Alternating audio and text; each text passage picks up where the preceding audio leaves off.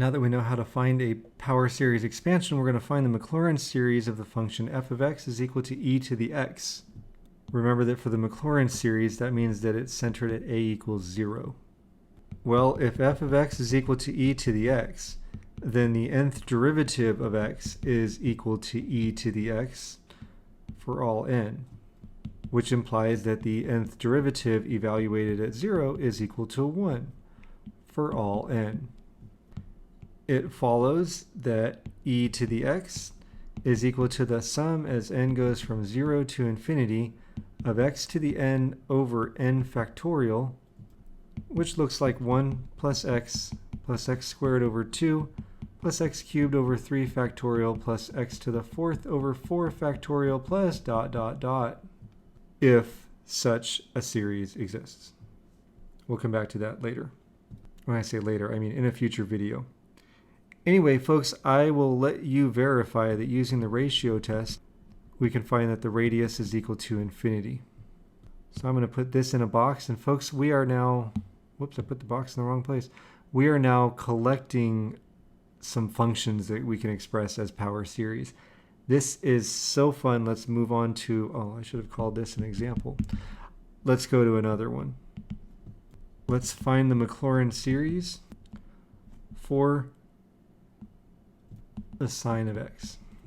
Well, if f of x is equal to the sine of x, then f prime of x is equal to the cosine of x. F double prime of x is equal to the negative sine of x. The third derivative, f triple prime, is equal to the negative cosine of x. The fourth derivative, which we write with a little parenthesis exponent looking thing with a 4 inside of it, is equal to, hey, we're back to the sine of x. Folks, at this point here, it starts repeating. So let's get away from that. And let's start evaluating these at 0, because again, we are looking at a Maclaurin series. F of 0, the sine of 0 is 0. F prime of 0, well, the cosine of 0 is 1. F double prime of 0, again, where the sine of 0 is 0. F triple prime of 0 is going to give us negative 1.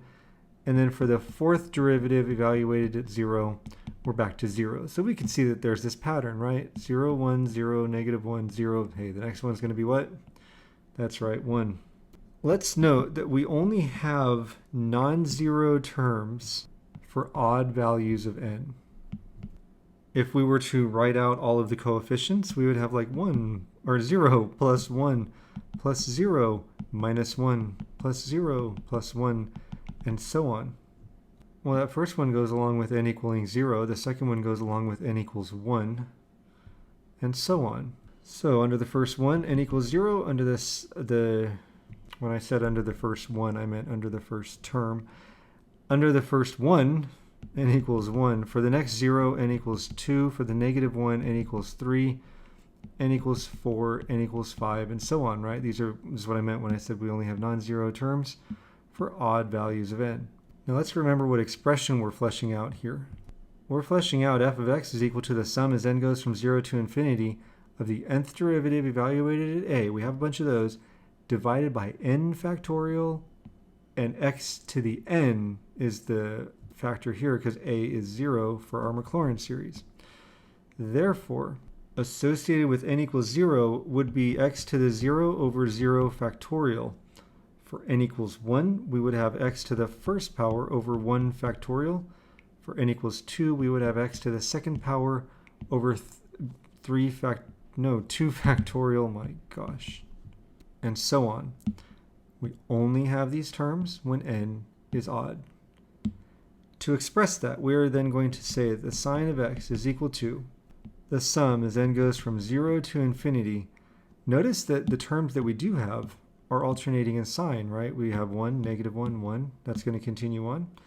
So we have a negative 1 to the n, x to the 2n plus 1, that's how we're going to express the odd numbers there, divided by 2n plus 1 factorial, which looks like n minus x cubed over 3 factorial plus x to the 5th over 5 factorial plus dot dot dot. It can be shown using the ratio test that the radius is equal to infinity. I'm sure you're going to go do that as soon as you turn off this video. Folks, we can also find the Maclaurin series for the cosine of x by differentiating the sine of x.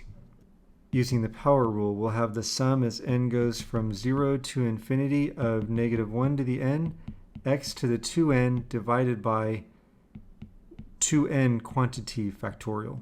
This is because when we use the power rule to differentiate x to the 2n plus 1, when we multiply by 2n plus 1, we divide out a factor of 2n plus 1 from the factorial in the denominator, leaving all of the other factors starting with 2n. The expansion of what we just wrote down looks like 1 minus x squared over 2 factorial plus x to the 4th over 4 factorial plus ... And now we have an expression for the expansion of the cosine of x, again, if such an expansion exists. We'll get to that later. I do want to really underscore something that I've kind of already pointed out. Sine of x has terms where x has only odd exponents, right? X cubed, x to the 5th. There's other stuff going on, but all the exponents on x are odd. Folks, you may remember when you first saw the sine function, you were told it is an odd function. Look at that, only odd powers. In contrast, the cosine of x has a 1, which is really x to the 0, and then an x squared and an x to the 4th, only even powers. Remember, the cosine is an even function. Now, I didn't really label it as such, but I should have. This development of the cosine was another example.